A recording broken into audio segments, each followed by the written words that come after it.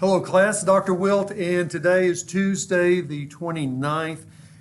Just got finished, is right now about 5:30, just got finished with the last section, talking about the morale, the HR magazine, the motivation, the transactional analysis.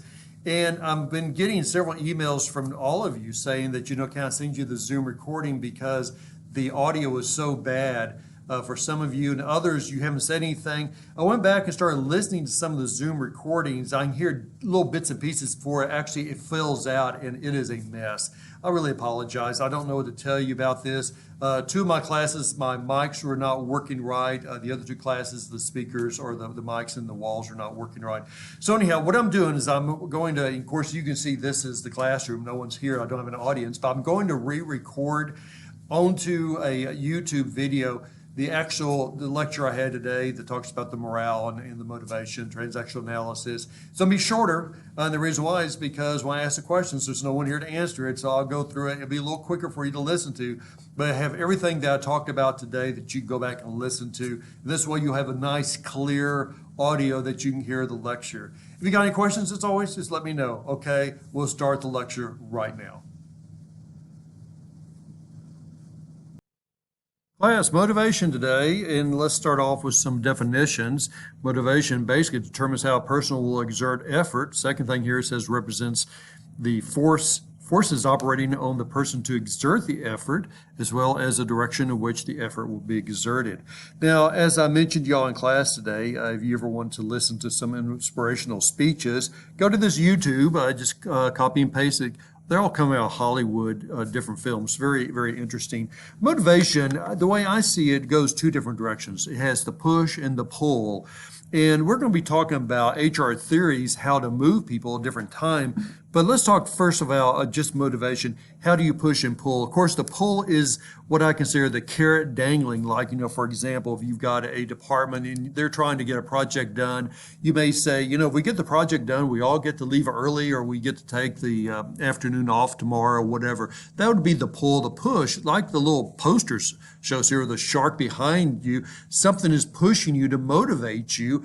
And I'll give you an example about this is that, like I said in class today, is that, you're out there working, let's say 5 to 10 years from now, and the motivation for you to keep learning and to keep doing better and doing your CEU credits or whatever it is that someone else could be graduating, coming in behind you, taking your job or wanting your job. So you're always you're motivated to continue to improve yourself. Well, we're going to talk about morale and how morale works with motivation. And these are the 25 funny, easy ways to kind of boost morale. Now, this came out, as you can see, from the HR magazine, July, August of 2015. And like you saw in the class today, I said take a sheet of paper and list 1 through 20, because as we go through these, I'd like for you to write down the word yes or no if you think these are good morale boosters or not. Now, where does morale fit in with motivation? Is that it's very interesting is that we've gone through many changes from the time, you remember we talked about the Protestant work ethic with Max Weber back in 1901 to 1903, and I said that, back then they really didn't understand motivation very well, and the reason why is because the motivation was either driven by, it was a family business. The family, they had milk cows. So the father, the grandfather, down to the son, to the grandchildren. So the motivation was just keep doing what you were doing. Or maybe it was be like Weber said, is due to your religion. Either it could be that, you followed that profession because that's what you were thought you had to do to go to heaven, or maybe you did it because the church was saying this is what you need to do to be the right type of person. Of course, Calvinism got in there, kind of messed things up a little bit. When I say mess things up, actually got in there, had people thinking that you could change your profession. So you see, we really didn't have really a need for motivation back then. So Weber, he didn't understand exactly what was motivating people except for the Calvinism or the Reformation. As we got into the 1920s, things seemed to change a little bit because the main catalyst was, by a lot of account, was the Great Depression, where people were losing their jobs. And when they came back into their jobs into the late 1930s, you had World War II coming on. Then you had people say, I'm going to get a job that I really enjoy, or maybe I'm going back into the company family business. But motivation changed at that point, and that's when you start seeing a lot of the motivation theories coming out, the Manslow, the Hertzberg, the hygiene theories, the XY theories, which is the McGregor. All these things started surfacing. They started coming anywhere from the 50s all the way up through the year 2000. And we're going to talk a little bit more next week, which in class, about those motivational theories. But today I'm going to have a little kind of fun time talking about ways that you boost morale, because for a long period of time, and we see this happening in the HR discipline, where they are correlating morale boosting to motivation. You're motivated by boosting morale. Well, you're going to see it doesn't always work right. So anyhow, with your sheet of paper, 1 through 20, and we'll go through these and take a look at these, and you write down if you think this is a good idea or not. So the first one is called Let It Grow. Now, there's a whole group of HR professionals who came up with all these listings of these 25 great morale boosters. I don't know, I've heard they've had as many 500 entries on this, and these are the top chosen ones. So I want you to go through and tell me if you like them or not. So the first one, like I said, is Let It Grow, where you give each employee maybe a plant or a flower to put on their desk. And then that's a good way to motivate people and to build a morale. The second one is called Cool Treats, which is you may arrange for an ice cream truck to come down one afternoon and tell everybody, hey, go down to the ice cream truck, get your ice cream, we'll pay for it, and take it back to your desk, or just out there and eat and talk to people. The third one is called Take a Weekend Project. And this is a very interesting one, because what you would do is that you as a company, you would find some different projects. It could be like the Habitat for Humanities. It could be picking up the litter on a highway or a street. It could be maybe going to a nursing home, mowing the grass, or running errands for people. But something that you as a group that you're doing on a weekend for another group of maybe people who actually need the help. The fourth one is called the Cornhole Tournament, and that is a cornhole, which is basically a board with a hole in it, and you take the bean bag and you try to throw it in there. And this is something that you may do some afternoon to boost morale, get everybody to come downstairs, to go outside, compete with this, and the people who do the very best, they end up winning a prize off of it. Cocoa competition, in other words, say, bring the chocolate. Everybody brings a chocolate dish. It could be a cake, pie, or whatever. Maybe they go buy it. Then one afternoon, let's say around 3 o'clock, you go down to the community room or the break room, and everybody gets to eat chocolate and have a great time and just have a time of fellowship or socialization. Number 6 is the weekend amusement park. Free food, free fun. This is where you would take your employees, and they get to take their family too, their spouses, their children, anybody they want to, down to amusement park like Fiesta, Texas, or Schlitterbahn, or someplace like that. And the company pays for it. So you go down there, have a fun weekend, the whole group.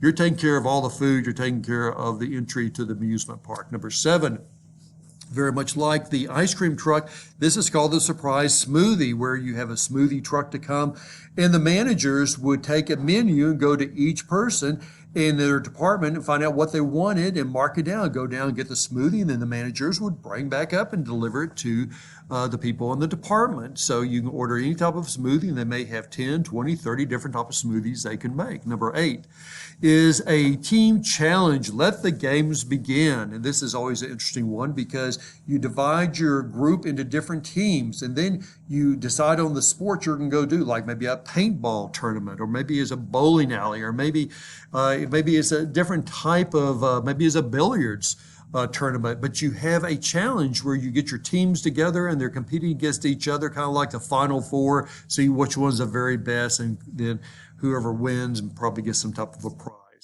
Number 9, tee off to peanuts. Very interesting. Go take them to a miniature golf course. This is not necessarily a team. This is individual. Everybody can play on the miniature golf course. And then your HR department, they're going to go out there and they're going to have snacks for you. But those snacks can all be peanut snacks. Things like the Planters peanuts, the peanut crackers, Reese's peanut cups, peanut M&Ms. And these are going to be the snacks you have as you're playing the golf and seeing who's going to come out being the very best. Number 10 now is going to be You Have Been Raked, which refers to random act of kindness. This is always a good way to get people to recognize other people. You give them a little post-it note, and they put little things on there, like it says here, well done, you're a great person, good job, thumbs up. And they write little notes on these post-it note, and they go stick it on people's windows or doors or on their desk, just kind of putting them every place for people to be recognized for doing a great job. Number 11, get hands-on. This is a very interesting one I always kind of liked. Take your group, take them to the Humane Society. Now, Humane Societies have a couple fun things going for them. Number one is they're always trying to get people to adopt dogs and cats, and this is a great way because your group may have some people who want to adopt dogs or cats. The next thing is typically they have a big wide open field where you can go out there and throw the ball, the frisbee, and play with the dogs and play with the cats. So it's kind of a way to get hands-on and get people involved with the Humane Society. Number 12 is what's cooking. This is very similar to some of the other ones, but this is where actually you have like a potluck. You sign people, let them sign up to bring desserts, salads, vegetables, whatever. Maybe you as a company, you bring the meat. And then it's not so much a cook-off. You just bring all this food and everybody partakes of it. Maybe you have a big luncheon or whatever, and people partake of the food. Number 13 is a pumpkin carving. Now, I've always told people my favorite holiday is Halloween just because it's a fun day. I like the dress up and all that. But this is something I've actually done in my company where you give everybody a little pumpkin and you have them to either decorate it or carve into it. And then as they're doing that, then they bring them to the boardroom and you have a group of judges who could either be managers or maybe bring someone from the outside to judge it. And maybe you want to put them in teams and have a team of 5 or 6 people decorating a pumpkin and then come up with great designs. And I was joking around in the classroom that these were some of the designs that my staff came up with. No, not really. I just got these off of Google Images. But it's amazing what you can do with the pumpkin, how creative you really can be. Not just carving them, but actually making things like the hamburger in there. And of course, afterwards you bring everybody together, you put them all out there, you line them up, you decide which one's the winner. And of course, I cannot say this is my staff because I would not have hired a horse, as you can see back there in the black hoodie. But what do some pumpkins look like? Well, maybe this is what my staff's pumpkin looks like. No, actually, they look better than this. But you always worry about this being the pumpkin. Now, number 14 is called the accomplishment jar. I want to point out to you that when the HR directors of these companies, wherever they were, put in these different, what they consider the best morale boosters, they had to write a little explanation, kind of like you see right here. So the accomplishment jar, which this HR director is saying, you just put a jar on everybody's desk, you give everybody marbles, and they go around everybody's jar and put a marble in there when they feel like that person is accomplishing something or when that person is doing something really awesome, really, really, really great. Number 15, take the afternoon off. Hey, that sounds great to me. You probably can't give the whole company the afternoon off. You may have to stagger it out like every division. One division gets it this Friday, the next division gets it next Friday, but just give people the afternoon off. Number 16, the superhero status. This is where your HR directors or your HR department goes out and they buy these capes and red, white, blue, whatever, and they give it to every member of the staff. And for that one day, everybody wears their superhero cape and they go around with that superhero cape on. Number 17 is the movie motivation. Hey, this is interesting. You take your whole staff to the movie. You take them, you choose a movie, you go there, you give them pizza, like here in Austin, it could be the Alamo Draft House. They have food, movie, just a really, really good time. And number 18, Waffle on Us, or Waffles for All. This is kind of interesting because what you're actually doing, I've seen this done myself personally with pancakes, where you have a breakfast where the managers are either cooking waffles or pancakes.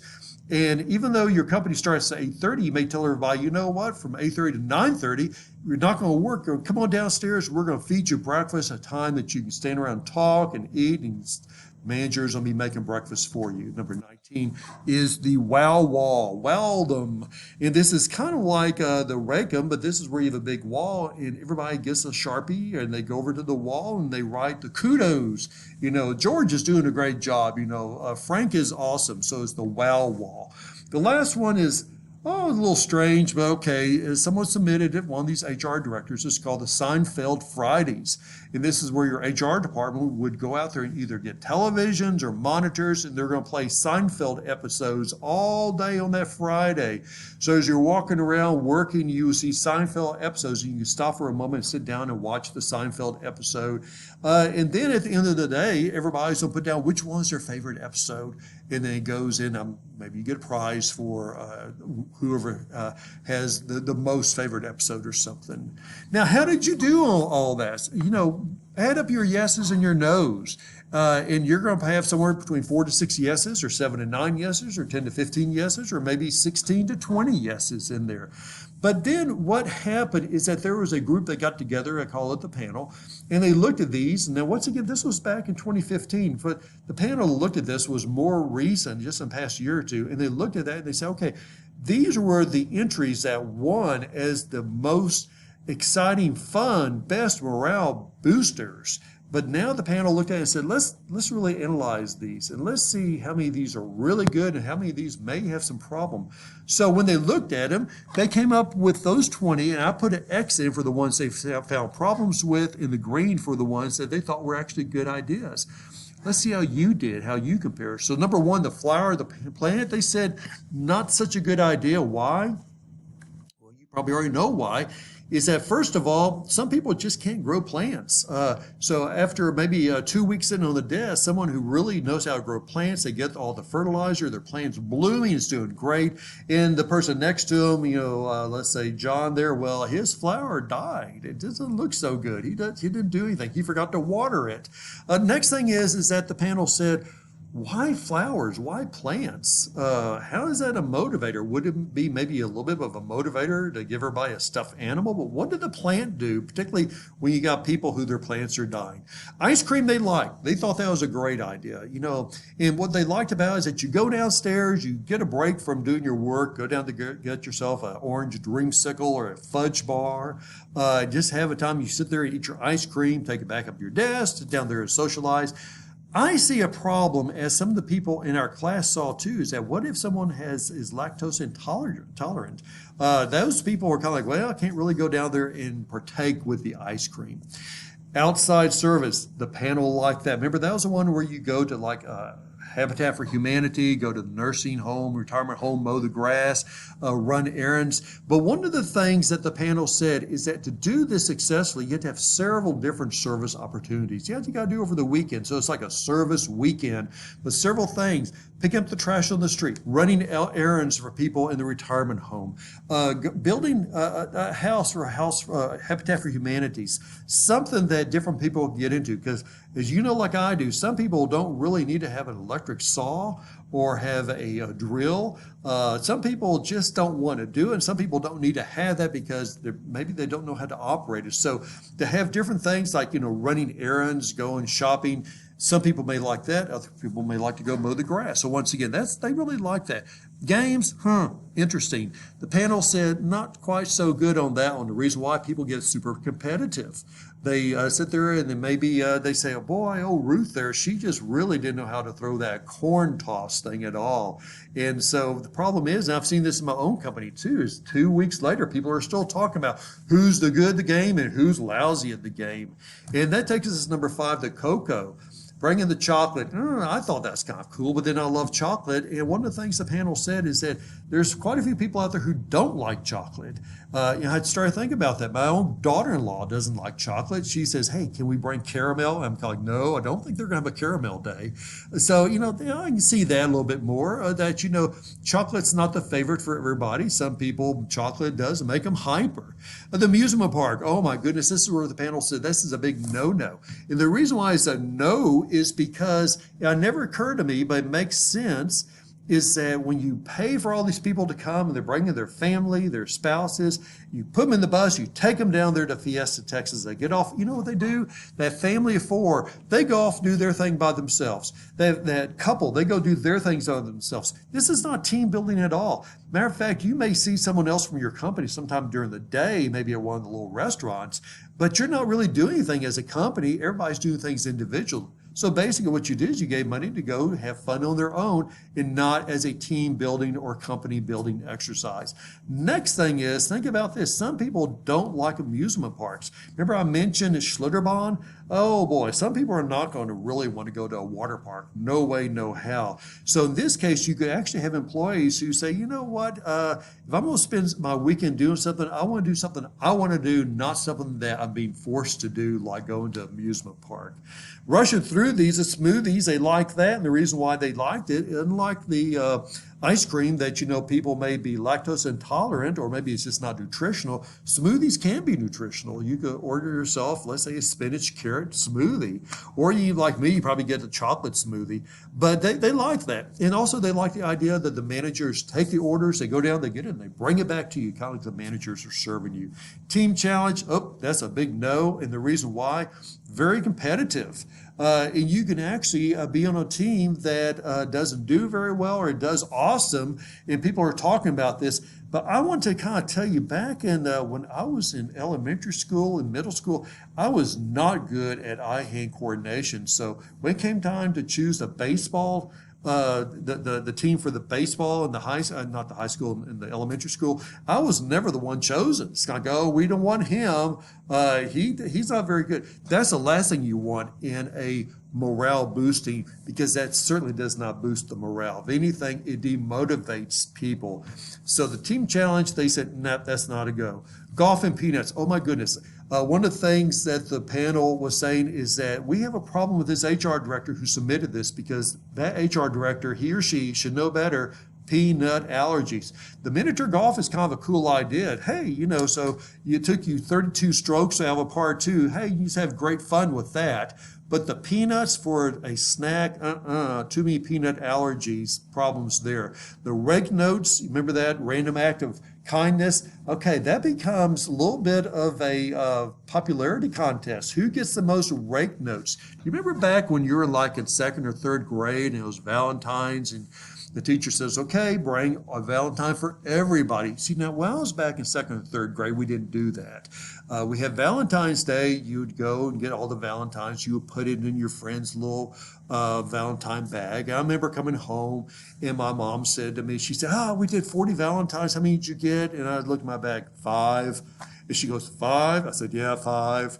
I said, yeah, but Sally next to me, boy, she got like 120 of them. Okay, makes it sound like I was a not very popular kid. But back then, it was a little bit of a popularity contest, and I was not the most popular. But certainly you don't want to do that in your company, talking about a situation that is a demotivator and really kind of down morale. It's kind of like, uh-oh, this person got all the rake notes, and she got nothing, or she got 1 or 2 on her window. Humane Society, I'm surprised. This blindsided me. I thought that was a great concept. Taking people to Humane Society and then process, the good part of it is that, someone actually maybe adopt a dog. But they said there's a problem with this. And the problem is taking them to it. This is the issue. Some people, as you know, are allergic to cats. And it's not the fur, apparently is the cat saliva that is called the dander or something like that there. And it goes all throughout where it could get on the dogs too. So even though you can have someone play with a dog, if they're allergic to a cat, they could have a reaction to it. And the next thing is some people are flat just scared of dogs, not so much cats, but dogs. And the last thing you want is for Ruth to be there, and here comes an 80-pound German Shepherd, galloping toward her to jump on her and to lick her, and she's panicked, and she may have, stroke over all this. I'm kidding for sure there, but some people, particularly if you're forcing them, let's all do this. And if you get people who don't go to it, then what have you accomplished? Half your people went to it, and the other half didn't. Now, the panel did come back and say something that was really interesting. I liked this, and maybe you thought of this too. Have you ever had the time where maybe before your finals or whatever, you have what they call the stress days at school or whatever, where they bring in dogs and cats and goats and lambs and all this for you to pet? Okay, same thing going to work here very nicely in your organization, where you have maybe a pet day, and not where people bring in their pets, but where the Humane Society comes in. There are 2 or 3 of of the handlers, and they bring in dogs and cats. And you put them in a community room, make sure the HR people know they got to clean it up afterwards. But anytime during the day, you can go down there and pet the animals, pet the cats, the dogs. I'll tell you, and what I was reading one time about the panel, they said that people start getting attached to certain of these dogs and cats, and they go down there several times during the day because they just really want to see that little dog. That dog may be fluffy or whatever it is. And sometimes because those dogs don't have a home, you actually do something good by people adopting those dogs and cats and just helping Humane Society. Okay, that one makes sense to me. Cooking in the office, yes and no. Problem there is, you got some times where you do have food allergies. Also, think about a situation where someone brings something that's not really very tasty or that people don't care for. I've seen this before in a particular case where the person brought what were cookies made from soy and kale. I actually didn't think they were that bad. I had one that wasn't great. I prefer the chocolate chip. But it wasn't that bad. But you have some people kind of like, who brought the kale and soy cookies? And at the end of the day, it's kind of like all the cookies are gone except for the kale and the soy. Once again, that's not a morale booster. Matter of fact, actually can hurt morale. It can actually demotivate people, and it kind of hurt people's feelings too. Now, how do you make this work? It can work where if you have like a company feast. I've done this in my company too, where actually everybody brings something on the Monday for Thanksgiving. You sign up for a salad, a vegetable, dessert. Company brings in the meat, the turkey, the ham. And if you do have someone who has a tendency to bring something that maybe is not the most favorite, maybe the HR department can kind of prod them along a little bit and say, hey, Susan, boy, those are interesting kale soy cookies last year, but let's do something different this year. Why don't you bring us a salad of some sorts? And hopefully they're going to bring you a salad that's not tasty. But there's a way to actually work it where it does work nice. The pumpkin carving, yes and no. It can embarrass people if they don't have a very good carving or very good design. And I use examples where I take my dog for his play day. They had every one of their employees to decorate a pumpkin. They put it up on the shelf. And all of us who were bringing our dogs in, they gave us a sticker to put on our favorite one. I remember sitting there looking at it. It was the day after Halloween. I remember sitting there looking at it, thinking to myself, look at that one pumpkin got a bunch of stickers, but that one pumpkin did not get any stickers at all. No wonder it was not the person using a Sharpie on it. It was, okay, once again, here we go again, kind of a demotivator. Now, the thing that is interesting is that, and I learned this in my own company too. Remember I told you I have a marketing advertising company, is that I created 7 teams because I had 7 artists on staff, and each team got an artist. That's kind of like their creative director. So they were kind of the head of that team, and as a team came up with ideas, they worked with the team to make sure that something actually was pretty creative. And boy, we had some awesome looking pumpkins. And then it was really a chore to try to figure out who was the best, because each one of those artists, hey, that's their life to be very artistic. Jar of marbles? No. Here we go. Popularity contest. Here you got back over there, you got Jonathan with a full jar of marbles. And over there, you got Mary Lou, who's got no marbles. So you don't really want that one. Superheroes, it got triple X. Very interesting. The panel said, no, this doesn't work. And it's interesting why they said it wouldn't work. They said is that some people would say that is a stupid thing to do. And it's okay to say, no, I don't want to really participate. But when people start saying that's stupid, now they're downgrading the whole concept of how you're trying to build up morale. You never want your company to say, boy, that was a stupid thing. You don't want anybody saying that because it becomes the company gossip. So they're saying anytime something doesn't even make the smell test, like this one here, don't even think about it doing it.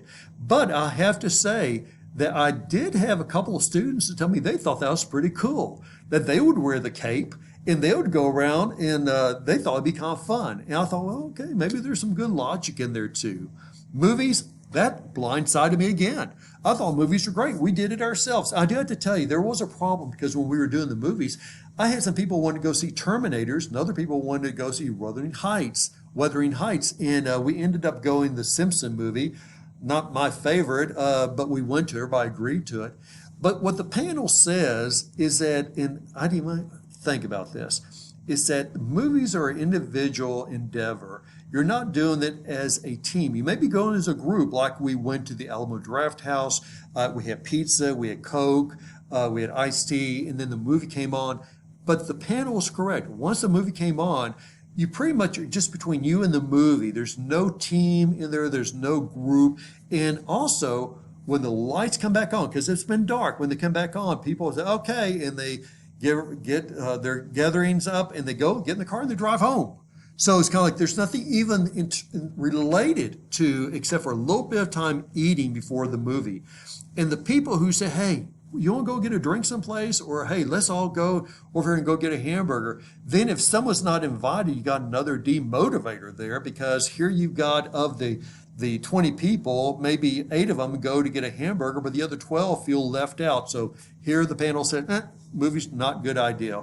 Waffles, okay, another one that blindsided me. I thought I gave it a green check because I thought it was a great yes. But the panel says it can actually go wrong. And the reason why is in the classroom, I ask, how many of y'all do not eat breakfast? And every time I see about 40 to 50% of you do not eat breakfast. This is what the panel said on the waffles, is that it's a great concept to have the management down there serving breakfast. But the problem is you've got people who don't eat breakfast. So if you sit there and say, we're going to, instead of starting work at 8:30, we're going to start work at 9:30. So we're going to have breakfast from 8:30 to 9:30 down at the community room or the break room downstairs. You get some people say, hey, I don't eat breakfast anyhow. So you know what? I'll see y'all at 9:30. I'll stop by Starbucks, get myself a coffee, and I'll be at my desk working at 9:30. Okay, so what happens from 8:30 to 9:30? You're going downstairs. Here you got your manager serving waffles, pancakes. You're looking around. Where's Tom? Where's Julie? Well, they don't eat breakfast, so they're coming in at 9:30. Okay. Kind of messed up the whole teamwork attitude on that. The wow wall, yeah, just like the rack, that's no more than is a popularity contest. And the last one, the Seinfeld Day, I actually saw where one HR person say, this person who came up with this idea really is behind the times. How many people really want to watch Seinfeld? So do you pick something else to watch? Well, probably not even that, because the panel said, think about this running all day. That would irritate some people, no matter what you chose, whatever show you decide to show. And the other time, it could just be a flat distraction for you. So the panel came back and said, you got 4 to 6 yeses. You're a great manager, but if you have a 7 to 9, you're good, but you probably need to get a few management books because you probably chose some things that are not as good as other. 10 to 15, well, now you got a problem. Your CEO's going to start wondering about your decision making. If you got 16 to 20, time to look for a new job. Of course, they're just having fun with that.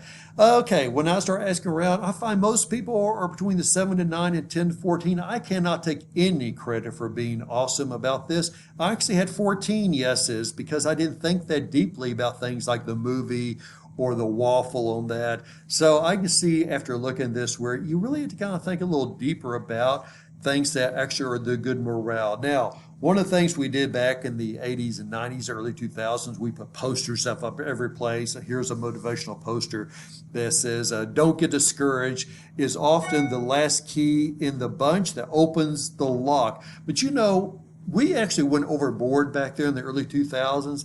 I remember in my company, my HR person was putting these posters up in the restrooms. Matter of fact, they're on the back of the stall doors. When you're coming out of the stall there, that poster is a little mini poster. They're in the break room, every place. Got a little carried away with it.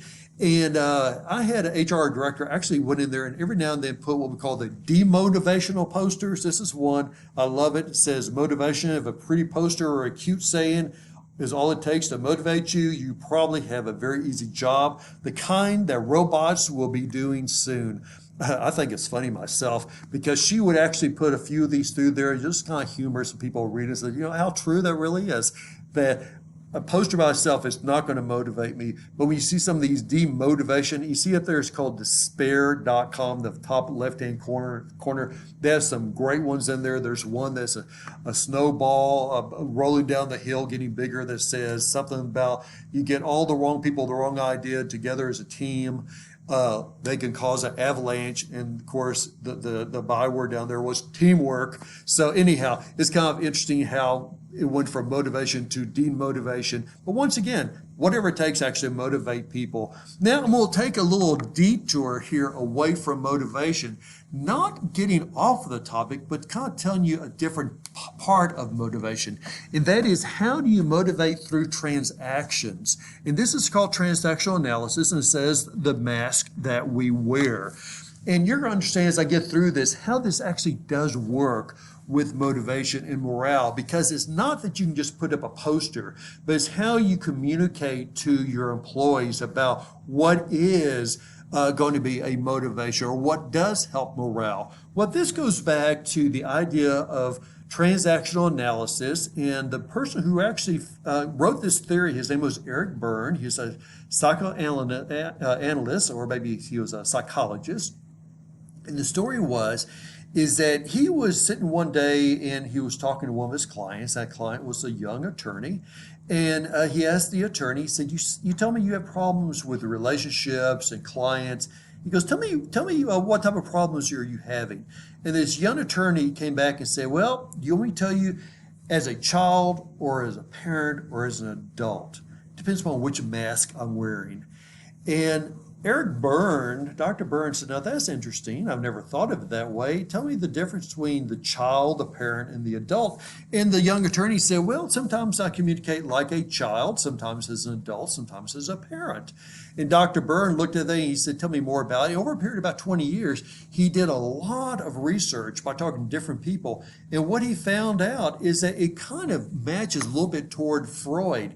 Now, Freud goes way back in the 1800s, and he was actually more concerned about what we call the id, the ego, the superego. The id, which is the emotional part of the mind, the ego is a rational part, and the superego was the moral part. But Berne says, I'm not really concerned about the ego. I'm more concerned about the transaction. So he founded transactional analysis, which is the system psychology that looks at the social relationships in the interchange, the transaction between people, that you're either speaking in a parental view, an adult view, or a childlike view, and each one of those is different. So where Freud looks at the ego states, Berne looks at the transaction, how you're communicating. So once again, I want you to understand, this has nothing to do with the psychology side. This has more to do with the communication side. That's why we consider this more of a communications theory. And if you look at the different definitions between the two, you'll see the transaction is a flow of human communications and information, verbally and non-verbally too, as a unit of social action. So what Berne came up with was, of course, the parent, the adult, and child. Heard this from this young attorney, and he looked at it and he started to try to put some meaning to this by saying the parent ego state was the thoughts and the feelings that are kind of copied from the way your parents or the way you talk as a parent. The adult state was following more of a very direct, responsive state, where the child ego state were feelings that kind of replayed maybe the way you communicated in your childhood. So when you put some actual different transactions to it, he comes up with a parent. The parent may say things like, shame on you, or don't argue with me, or now just be quiet, I'm talking, or we're going to do it this way because I'm the parent. Now, the adult, instead, they may say, hey, let's discuss this in more detail. Let's be a little bit more respectful. Let's be logical about it. Let's be more open-minded. Whereas the child is going to respond like a child. No, I don't want to do that. You can't make me do it. I'm not going to do it this way. You got to do it my way. This is the way I want to do it. So Eric Berne looked at all three of these. And he said, okay, this is interesting, because what that tells us is that we're not in just one of these, we're in all three of them. We just kind of bounce back and forth between these three.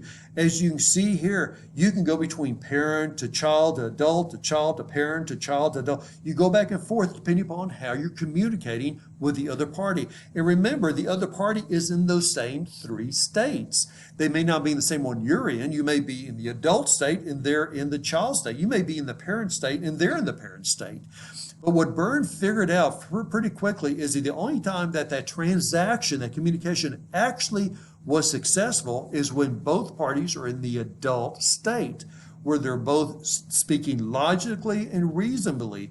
But when you're in the child state or the parent state, you don't have a transaction. It is a breakdown in communications.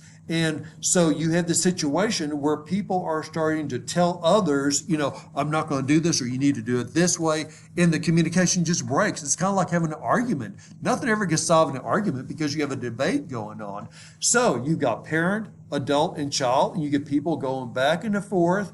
And as you're doing this, you have a breakdown in communications. Now, you say, what's an example? Let me give you an example of this. And this is a personal example because this goes back to back in 2003, when I was taking my oldest son, Corey, to the airport.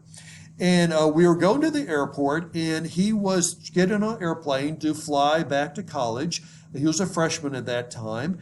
And we were checking in. I dropped him off. The flight was at noon. By this time, it was like 11:10. And so, it's 50 minutes. I said, Corey, go in there, check in. I'm going to park the car, and we'll pull in there and see you in a moment and say goodbye to you and all that. Well, when I got into the airport, by that time, it was 11:20.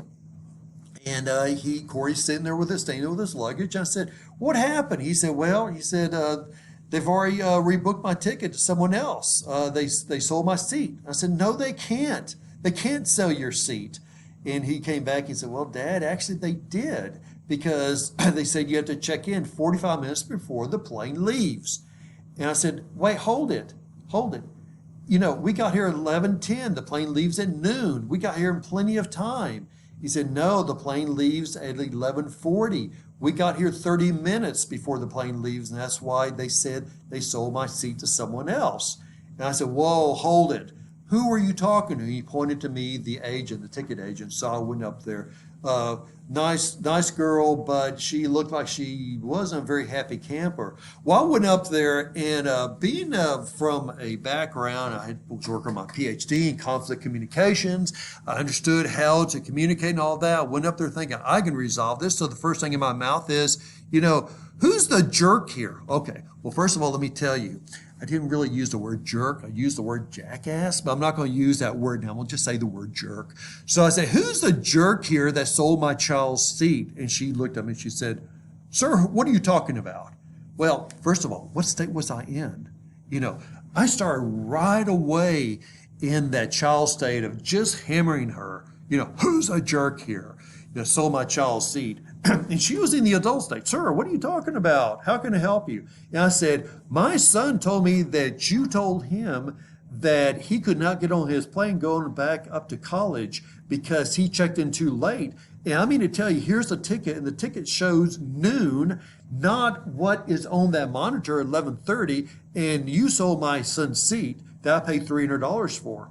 And her response was, sir, I am sorry, but we sent out emails, and I'm sorry you didn't get it, but you came in after the 11:45. You came in within 30 minutes, and the contract of carriage says that we can sell your seat if you have not come in and checked in 45 minutes before the plane leaves. So I'm sorry, sir. Yes, we did. Your son forfeited his seat, and we sold it to someone else. Okay, now at this point, what stage is she in? I think she went into the parental stage, because she was just basically lecturing me about, and she was showing me the contract of carriage. Here's the policy. Here's all this. And I'm just going, no, I'm sorry. I don't care about your policy. What you did is you took $300 from me. You did not tell me the flight changed. You said you sent me an email. I never got your email. I'm not sure you ever sent me an email. And I said, instead, you took my $300 and you probably went off there and sold that thing for $1,000, $1,500, $2,000. Well, this time my son back there, he's like, Dad, calm down. You're getting loud. People are looking at you. Well, I turned around and looked at my son and I said, fine, let them look at me, because I'm up here talking to this jerk who sold your seat for money to make profits away from us. My son is gradually backing up. I can tell he doesn't even want to be around me. Well, this time the ticket agent, she was pretty mad. And she says, sir, I am sorry, but this is the way it is. This is our policy. I'm sorry you don't like it.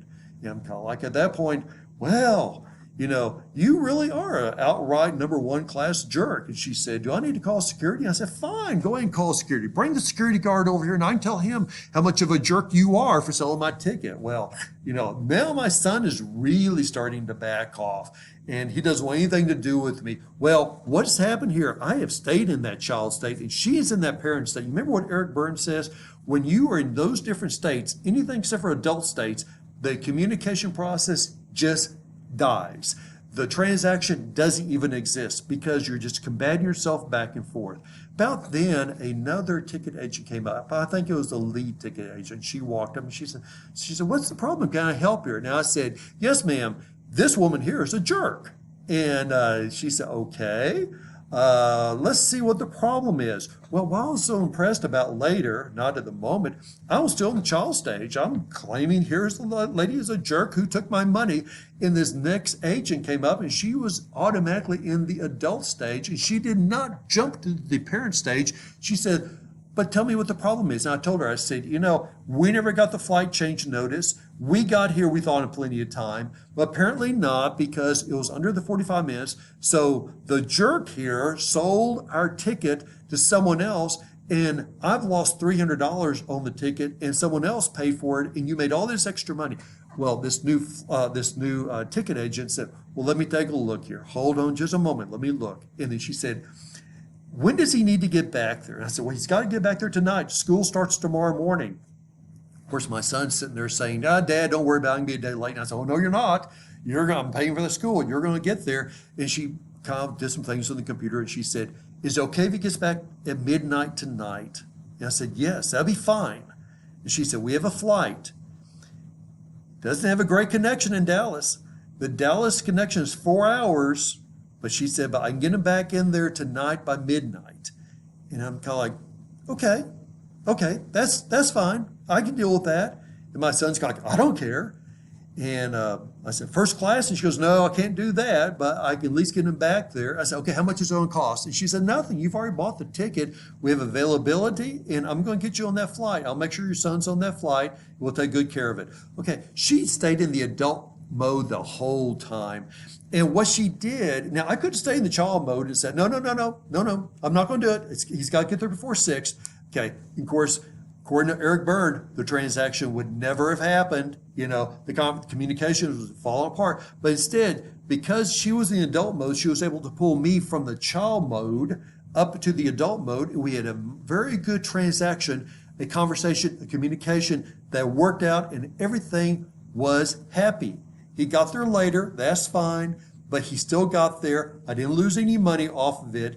So here's a case where it works identically to what Eric Berne said about that when you're conversing with other people, you are always going in and out of these 3 different states. And we just do this without even realizing it, that we're going child, a parent, adult, back and forth. But it's not until you actually get into the adult state and pull the other person into the adult state that the communication actually does happen. Now, you may say, okay, that's a great story, Dr. Will, but how does that really work in organizations? Well, let me give you an example.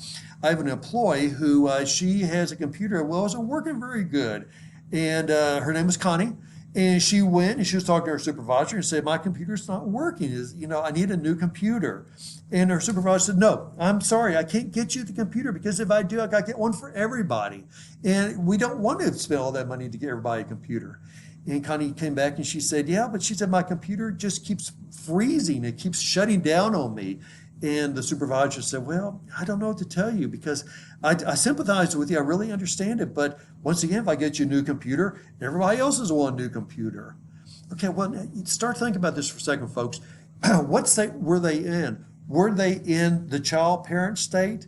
Well, maybe a little bit, but it actually sounded like they're in the adult state because they're being rational. Connie's sitting there saying, yeah, my computer it's not working. It's freezing. It's shutting down. And her boss is sitting there saying, I understand. I'm sorry, but I can't do anything about it. See, actually, that was, according to Eric Berne, a child in a child in a parent state.